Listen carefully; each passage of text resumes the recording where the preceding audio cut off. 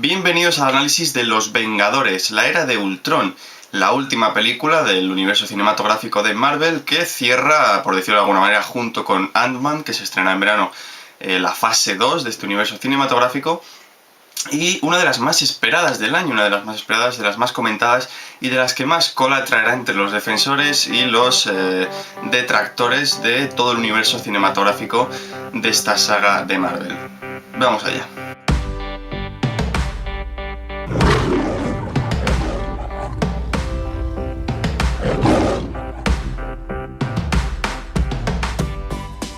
Para hablar de esta película hay que analizar un poco más en profundidad, más que en ninguna otra cinta, todo lo que la rodea, desde el exterior, es decir, desde que se concebió la película para realizarse hasta que al final ha acabado llegando a los cines. Un montón de aspectos y un montón de relaciones entre el director Joss Whedon y la Casa de las Ideas, como se la llama a Marvel, que la verdad es que no ha acabado de forma fructífera. Joss Whedon ha abandonado ya este universo cinematográfico y después de esta película dudo mucho que vuelva a trabajar para esta productora. Por ejemplo, las siguientes películas de Los Vengadores, Infinity War parte 1 y parte 2, serán dirigidas por los hermanos Russo, si no me equivoco, los directores de Capitán América, El Soldado de Invierno, y Capitán América Civil War, que se estrenará el año que viene, en 2016. Es decir, la relación entre Joss Whedon y la productora ha acabado bastante mal. En gran parte hay que destacar esa casi una hora de película que se ha perdido en la sala de montaje, con un montón de escenas que estaban rodadas y no se han puesto en la película, con un montón de personajes y de situaciones de los personajes con otros nuevos que vendrán en la fase 3 que también estaban rodadas y al final no se han puesto en la película, que sinceramente me parecen un error catastrófico, porque al final el resultado de la película ha sido una cinta súper acelerada, con un ritmo tremendamente alocado, súper rápido, que estas 2 horas la verdad es que se te pasan bastante amenas, es decir, la película es entretenida y eso no hay que negárselo, pero me parece que tal cantidad de recortes en la cinta ha acabado mermando la calidad de la misma. La batalla entre los directores de las películas de Marvel y la propia Marvel no es algo que venga ahora por parte de Joss Whedon. Edgar Wright me parece que iba a dirigir Ant-Man, la película que se estrenará en este verano, y al final, por un montón de discrepancias con el estudio, de que si yo quería hacer esto, el estudio me obliga a hacer lo otro, tal, bueno, se formó un lío de la leche y parecía que Ant-Man al final no iba a acabar estrenándose o no iba a acabar haciéndose la película. Al final sí que lo va a hacer por parte de otro director y Edgar Wright abandonó el proyecto. Pues lo mismo ha sucedido con Joss Whedon. Sí es cierto que la película ha acabado llegando a los cines, pero Joss Whedon ya se despide del universo cinematográfico de Marvel, y en gran parte ha sido por las presiones del estudio, y lo ha comentado en unas entrevistas que ha hecho posteriores al estreno, que Marvel constantemente le daba indicaciones, es decir, le daba unas pautas que debería seguir a la hora de crear su propia película, y unos caminos que no tenía que tocar para acabar creando Los Vengadores, la era de Ultron. Es decir, Marvel se metió mucho en la película y eso a Joss Whedon no le gustaba, pero bueno, al fin y al cabo tienes que tragar, ¿no? Ellos son tus jefes, tienes que hacerle caso a ellos, o si no, pues te piras, ¿sabes? Pero me parece un poco extraño viniendo de un personaje como Joss Whedon, que precisamente no es alguien que diga que sí a todo y acepte todo lo que le digan sus mandamases. De hecho, ha habido un montón de situaciones en las que no solo Joss Whedon, sino también otros muchos directores han pasado de lo que diga el estudio y han seguido sus opiniones creativas, y al final eso es lo que les ha hecho grandes. El gran ejemplo que se me ocurre siempre es David Fincher. David Fincher, en su primera película, que fue Alien 3, ya tenía un montón de discrepancias con el estudio y al final tragó a medias, no terminó de tragar, y la película de Alien 3 quedó un poquito en tierra de nadie, estaba bien pero tampoco terminaba de matar. Y luego lo reconoció David Fincher muchas veces, que no le había gustado el resultado final, sacó una edición en DVD de cómo le hubiera gustado a él que hubiera sido la película. Y David Fincher es un director que se ha caracterizado siempre por ser un tío con un par de huevos bien puestos y hacer siempre lo que él quiere en sus películas. Para eso es el director y el máximo responsable de las mismas, por mucho que los productores pongan el dinero para hacerlas. Al menos es mi opinión, ya que el creador en principio de la película es el director. Entonces, Joss Whedon le he visto que en esta cinta ha tragado demasiado, ha aceptado demasiado todas las órdenes de Marvel, y la prueba está en esa hora de metraje que se ha perdido en montaje. Y lo ha explicado en algunas entrevistas. Tenía escenas aquí, tenía escenas allí, tenía un montón de secuencias con estos personajes, tenía quizás la presentación de este otro personaje para la fase 3, y al final nada, se ha quedado todo ahí, y pues quizás en una edición de DVD se vean todas esas escenas eliminadas, puestas si acaso en una versión extendida o como extras en una parte del DVD de Los Vengadores y la Era de Ultron. Es decepcionante viendo el resultado final de la película. Me parece que quizás una duración mayor no le habría venido mal a la película si hubiera sabido Joss Whedon encontrar la parte donde poner cada una de esas secuencias y hilarlo todo de manera bastante adecuada. Y es algo que reflexiono también a la hora de pensar en el propio argumento de la película, y caracterizo a Joss Whedon con el personaje de Ultron. He cortado mis hilos, dice el personaje de Ultron, y se me viene a la cabeza Joss Whedon, ¿no? Ha cortado sus hilos de la productora de Marvel. Supongamos que Marvel son los Vengadores y Ultron es Joss Whedon. Joss Whedon ha dicho basta, y después de ver todo lo que ha querido hacer Marvel y lo que le ha obligado a hacer, ha dicho basta, como hace Ultron en la película. Fuera, yo sigo mi propio camino, y viendo las atrocidades, no en este caso atrocidades, pero bueno, sí las opiniones y el modo de pensar que tiene la factoría, yo me voy a seguir mi camino, y ojalá recuperemos al Joss Whedon de series como Buffy Cazavampiros o Firefly, en el que se demostraba su capacidad de creador, y no en estas ocasiones que más bien sigue un esquema prefijado de cómo tiene que ser la película. Y hay una secuencia dentro de la película que no es un spoiler, simplemente es un diálogo, una frase que suelta Tony Stark recordando un nombre que ahora mismo no se me viene a la mente, pero bueno, es una obra de teatro que en esencia esa obra de teatro hablaba de un actor que se preocupaba más por el dinero y la fama que por la propia capacidad de crear obras de arte como actor, ¿no? Es decir, le importaba más toda la parte de dinero que toda la parte del arte, del artista que lleva dentro. Y quizás es un poco un guiño o un hachazo a sus jefes de Marvel, bueno, a sus ex jefes de Marvel, que han demostrado con los Vengadores de la Era de Ultron que, bueno, es algo que ya se sabía, ¿no? Pero que lo único que les importa es el dinero, y que la creatividad o la capacidad de expandir su universo de forma más adecuada, sin tener que ser siempre batallas y aquí un montón de efectos especiales y tal, ha demostrado que lo que le interesa es el dinero, básicamente.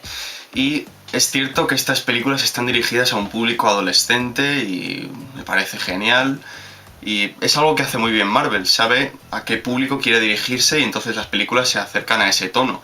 Y como hace bien Joss Whedon en esta película, tiene un tono de humor y un tono de épica y un tono de dramatismo que están todos bastante bien nivelados, y no supera ninguno a cualquiera de los otros tres.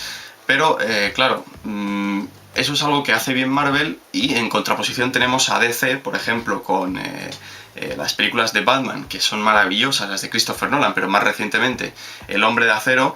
DC trata de ser un cine comercial, al fin y al cabo, pero con un toque más de darle una vuelta de tuerca a la cabeza, es decir, de ser un poquito un cine más adulto, y al final se queda en un cine pretencioso y que no llega a prácticamente nada, como está el ejemplo de El Hombre de Acero, y me parece a mí que va a ser también una película que hay que incluir en ese grupo, la de Batman vs Superman, que se estrena el año que viene, en 2016, que por cierto tenemos una cantidad de superhéroes y una cantidad de películas de este género impresionante para los próximos años. Ya hablaré de ellos si acaso en algún vídeo. Pero centrándonos en la película, en esta de Los Vengadores de la Era de Ultron, como he dicho, Marvel ha visto que ha demostrado que lo que le interesa es el dinero, le ha cerrado toda la capacidad creativa a Joss Whedon, dándole las pautas, dándole las órdenes de lo que tiene que hacer, y poco ha podido hacer él, salvo con lo que tenía, con lo que le han dicho que podía hacer, crear una película más o menos a la altura de las expectativas. Personalmente mis expectativas no la ha cumplido y es una película bastante decepcionante de cara a otras cintas del universo cinematográfico de Marvel. Para mí las dos mejores, creo que ya lo he dicho en alguna ocasión, son Iron Man. La primera de Iron Man me parece maravillosa, y Guardianes de la Galaxia, que es una de las cintas quizás más extrañas de este universo, pero a la que le han dotado a su director, que fue James Gunn, le han dotado de mayor libertad a la hora de poder elegir qué hacer. Lo mismo que hicieron con Joss Whedon quizás en la primera película, que no lo aprovechó del todo bien, porque hay partes en esa cinta que no están del todo bien hiladas y no están del todo bien conjuntadas, pero por ejemplo James Gunn sí lo aprovechó, y Guardianes de la Galaxia a mí personalmente me parece maravillosa, y es una vuelta de tuerca a todo el universo y otro modo de contar las historias, forzando el humor por encima de otros aspectos más dramáticos o más épicos de la historia. Y en ese caso está bien.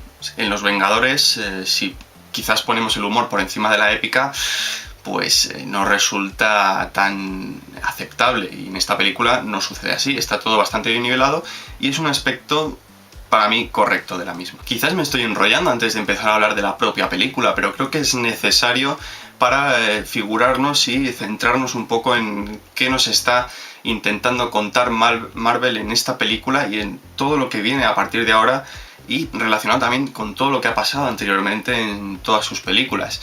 Creo que es importante saber qué es lo que rodea una cinta para saber apreciarla de tal manera como es propiamente dicho, no sé qué cojones estoy diciendo.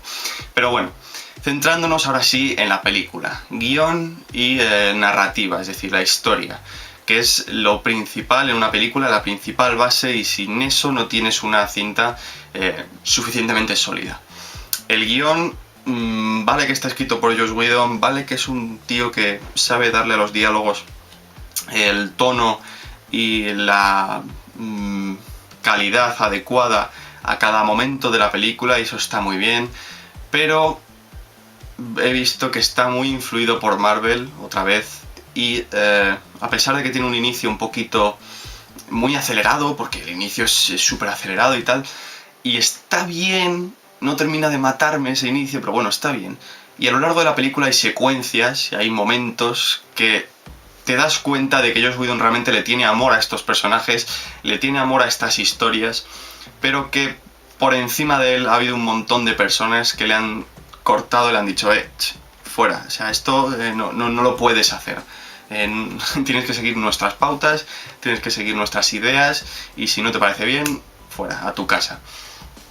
Y es una lástima porque si Joss Whedon quizás hubiera tenido esa libertad creativa, hubiéramos tenido hoy otra película diferente y mucho más buena que la que tenemos. Porque Los Vengadores 2 está entretenida, es una película que bueno, que está bien, pero no termina de matar, y yo la colocaría al mismo nivel que la primera de Los Vengadores, y me parece algo malo el tener que comparar dos películas como estas. Personalmente no creo que sea necesario compararlas, y ya lo he dicho, yo no valoro cada película comparándola con las anteriores, pero en este caso las veo tan similares en calidad, en cotas de calidad, o al menos con las expectativas que teníamos todos, yo creo, para esta película, que al final se ha quedado un poquito en tierra de nadie. Es algo que sinceramente me decepciona. Con el guión tenemos un problema que ya se vio en la primera película de Los Vengadores y que más o menos se quedó un poquito sin notarse demasiado, ¿no? En esa cinta, el exceso de personajes. Hay un exceso de personajes tremendo, y el dotarles del mismo tiempo, de la misma importancia a cada uno para que tú sientas que realmente son un grupo unido y que no hay uno que destaca sobre los demás, como por ejemplo se ve aquí que Capitán América o Iron Man son los que destacan por encima de los demás. Aquí Thor se le ve en contadas ocasiones y no tiene mucho peso en la trama. En la primera película sí, porque estaba su hermano Loki como villano, pero aquí se le ve muy simplón, ¿no? Y es algo que me decepciona. Me parece perfecto que se le dote de mayor protagonismo a Ojo de Halcón a Viuda Negra y también quizás a Hulk, que se le dota un poquito de mayor peso en la historia y es algo que me parece perfecto, me parece muy adecuado. Pero al dotarle de más peso a esos personajes, tienes que quitar trama o quitar evolución de los otros personajes. Es un error. Es un error porque si hubieras colocado más o menos todos los personajes equilibrados, al final hubieras tenido una película más solvente en el apartado de los propios personajes, en el apartado de la propia historia. Pero al querer poner por encima a unos y por debajo a otros, me resulta algo decepcionante. En la primera de los Vengadores sucedió lo contrario. Pusieron por encima a todos los demás y a Viuda Negra y a Ojo de Halcón se les dejó un poquito ahí, bueno, oye, que están aquí, ¿no? Para ayudar, si acaso, a los Vengadores. Y en esta película lo han querido hacer al contrario. Si en la primera le dieron mucho peso a los otros, pues aquí mucho peso a Ojo de Halcón y a Viuda Negra. Que bueno, que si miras el conjunto general de las dos películas parece que se ha equilibrado y tal, pero esto es una película propia y Los Vengadores es otra película propia, es decir, son únicas películas, no tienes que juntar las dos para tener una solidez en cuanto a personajes, y eso es algo que me parece erróneo de esta película. Sin embargo, bueno, al centrarse en estos dos personajes, la verdad es que lo hacen bastante bien, la verdad es que te introducen en su mundo, fuera de lo que son los Vengadores, y es algo bastante aceptable. No quiero soltar ningún spoiler a lo largo de toda la película, o sea, a lo largo de toda la crítica, y espero que si lo suelto, bueno, lo avisaré, pero en general creo que está bien hecho. Esta parte de dotarles de mayor protagonismo está bien hecha, precisamente ese protagonismo que le dan, pero en contraposición con los otros no me parece del todo adecuado. Aunque bueno, ya he dicho que están bien hechas las relaciones sociales o las relaciones fuera de los Vengadores de estos personajes. En cuanto a actuaciones, me parecen bastante buenas todas, me parecen bastante a la altura de las expectativas que teníamos todos para esta película. Sin embargo, hay dos puntos que yo destacaría, y no precisamente como puntos buenos. Aaron Taylor Johnson. A ver, el personaje de Quicksilver no es nuevo, ya lo presentaron en X-Men Días del Futuro Pasado, pero con el trabajo de Evan Peters en esa película. Pero, claro, X-Men tiene los derechos Fox y de los Vengadores tiene los derechos Marvel. Y claro, al fin y al cabo los dos son personajes de Marvel, pero por batallas legales y tal, pues Fox tiene a su propio grupo, que son los X-Men, los mutantes, y los Vengadores tienen al suyo. Es decir, están ahí un poquito apartados y bueno, si llegan a juntarse ya con el exceso de personajes que tenemos en esta película y con el exceso de personajes que vamos a tener cuando lleguen a los Vengadores 3, esto va a ser un lío, ¿no? Imagínate que se juntan ya y Lobezno, todos los mutantes, también en la película. Madre mía, y eso que Spider-Man también va a llegar ahora, Pantera Negra, el Doctor Extraño, me parece, Capitana Marvel, Ant-Man, madre mía, qué cantidad de personajes más todos los que ya hay. Esto va a ser un auténtico lío. No sé cómo van a sortear esta cantidad de personajes los hermanos Russo para la tercera película. Pero bueno, respecto a lo que estaba comentando, ¿qué estaba comentando? Que se me ha olvidado.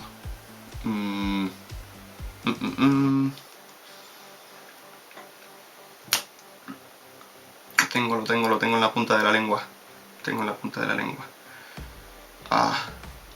Ya está, lo tengo. Aaron Taylor Johnson, respecto a Evan Peters. El personaje de Quicksilver en la película de X-Men Días del Futuro Pasado está presentado de una manera, madre mía, qué pedazo de forma de presentar a un personaje. Qué escena en la cocina del Pentágono. Qué secuencia, que es una simple secuencia y unas 2 o 3 diálogos que tiene el personaje a lo largo de toda la película, pero están bien construidos, están bien hechos, y el personaje la verdad es que tiene un carisma, Evan Peters, a la hora de darle vida, que es maravilloso. Sin embargo, aquí Aaron Taylor Johnson, desde el principio, primero, no me convence. Tiene unos gestos, una forma de actuar que no me termina de convencer. Le veo muy falso, muy simplón. Y en el desenlace de la película le veo todavía más simplón. Si se hubieran preocupado en esta película de dotarles de un mayor protagonismo a estos dos hermanos, a Bruja Escarlata y a Quicksilver, de dotarles de un mayor peso en la historia, tocar un poco más toda la historia que viene detrás de ellos, es decir, todo lo que les ocurrió, porque hay un momento en el que te cuentan, mira, sí, pues nos pasó esto, esto, esto y esto. Y claro, dices, joder, hostia, qué putada, ¿no? Pero profundizar un poquito más en eso, un poquito más en la relación entre los dos hermanos.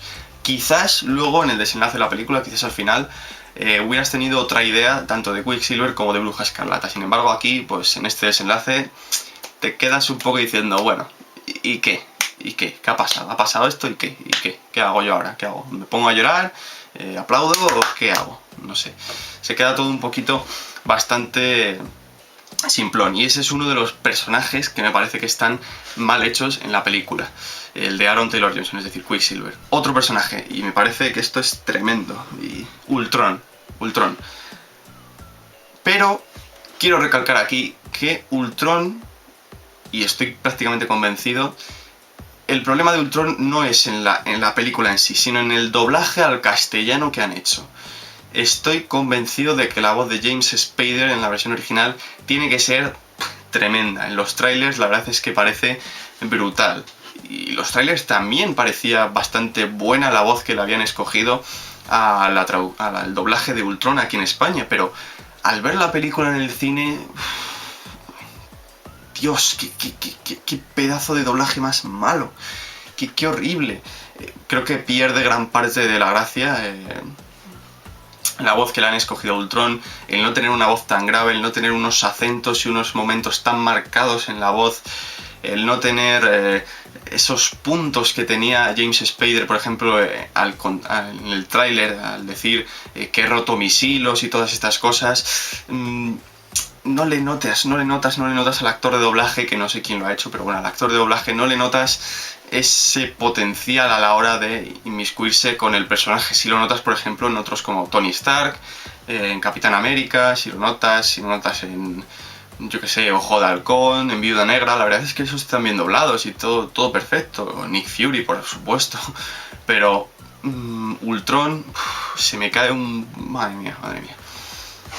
Se me queda una idea que tenía de un personaje, de un villano tremendo, que al final se ha quedado en algo muy simplón y muy malo. Pero bueno, tendré que ver la película en versión original para terminar de convencerme de si la voz de James Spader realmente está bien incrustada en ese personaje o, por desgracia, también es como la versión doblada y está bastante mal, aunque sigo convencido de que la versión original de esta película es bastante mejor que la doblada. Pero bueno, para gustos los colores. ¿Qué es espectacular la película? Por supuesto, tiene efectos especiales a cascoporro y con 250 millones de dólares que se han gastado en hacerla, lo extraño es que tenga algún error en los efectos especiales.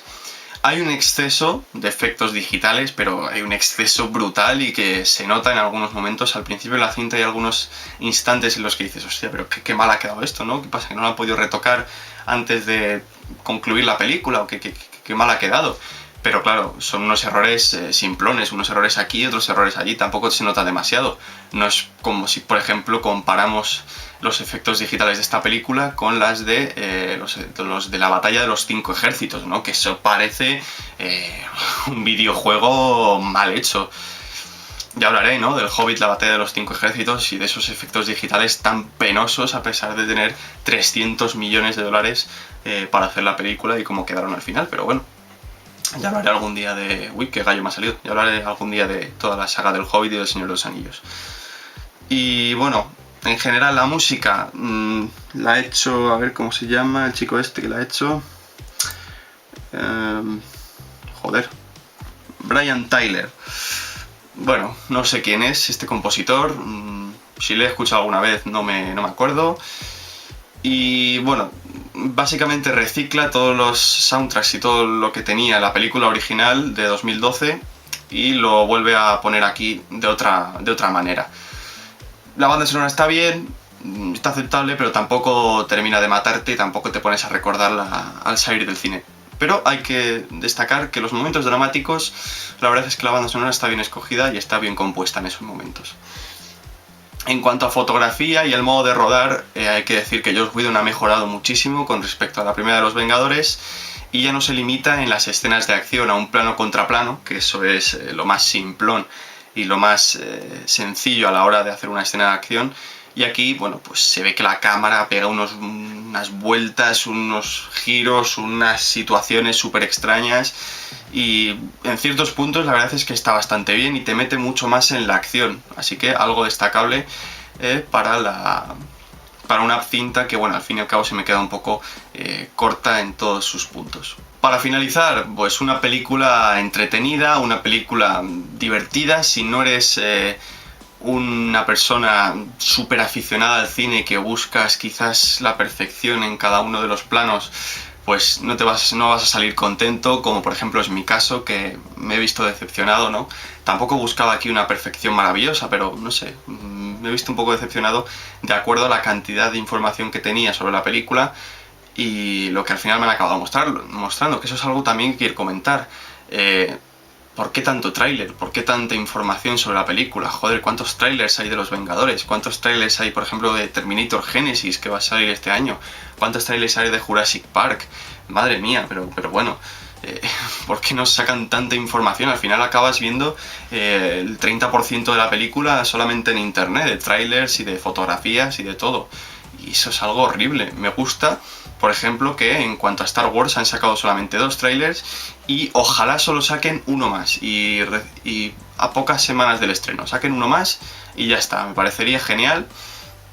Y joder, te da otra idea, ¿no? Al ver la película de ir con tus propios pensamientos de a ver, oye, pues quizás va a pasar esto, quizás va a pasar lo otro, quizás muere este personaje, quizás el otro no muere. Sin embargo, aquí en esta película todo es bastante predecible, todo es bastante... lo ves venir, ¿no? Entonces es algo que yo destacaría por encima de otros aspectos negativos de la película. En general, pues, como he dicho, entretenida, divertida y si solo vas a ver explosiones, acción y cine palomitero de la hostia, pues te lo vas a pasar de puta madre, las cosas como son. Si no, si buscas algo más profundo, vete a ver otra película porque esta no es la cinta que tú buscas. Patrocinado, por supuesto, por Gillette, por Kodak, por John Deere, por Coca-Cola, por un montón de marcas que, claro, como si no ibais a conseguir 250 millones de dólares para esta película, ¿eh? Madre mía, la publicidad que hay en esta cinta, madre mía, publicidad por todas partes, en cada secuencia por lo menos ves alguna marca, que si Audi, que si... Madre mía, qué cantidad de marcas que hay en esta cinta, pero bueno, es lo normal, ¿no? Si cuesta 250 millones de dólares, este dinero no sale de los árboles. Nota, vamos a ponerle un 6,5 sobre 10, me ha decepcionado bastante, pero bueno, reconozco que tiene su entretenimiento, tiene su diversión y sin embargo me decepciona que no hayan presentado o hayan quizás sacado minucias de algunos personajes que van a venir en la fase 3. Me imagino que todo esto se hará en Capitán América Civil War para presentar a Doctor Extraño, para presentar al nuevo Spider-Man, para presentar a Pantera Negra, para presentar quizás a Capitana Marvel, no sé, ya veremos a ver qué es lo que consiguen. Espero que os haya gustado este análisis, sé que ha sido largo de cojones y las cosas como son, pero bueno, he tratado de estructurarlo simplemente habiendo pasado 8 horas de haber visto la película. No tengo ningún guión hecho, no tengo nada preparado para seguir las pautas y claro, por eso a lo mejor me ha quedado un poquito inconexo todo. Pero bueno, en general creo que he tocado todos los puntos y no sé qué opinaréis vosotros de esta review en sí y de la película. Me gustaría que me dieseis vuestra opinión y me la comentaseis en la caja de comentarios, que para eso está. Me argumentaseis vuestras ideas a favor, vuestros puntos a favor y en contra. ¿Qué opináis? Quizás qué vuelta de tuerca le hubierais dado a algunos personajes. ¿Qué opináis de la escena post créditos? Aunque bueno, de eso no hay que opinar mucho porque no hay nada que opinar de ahí.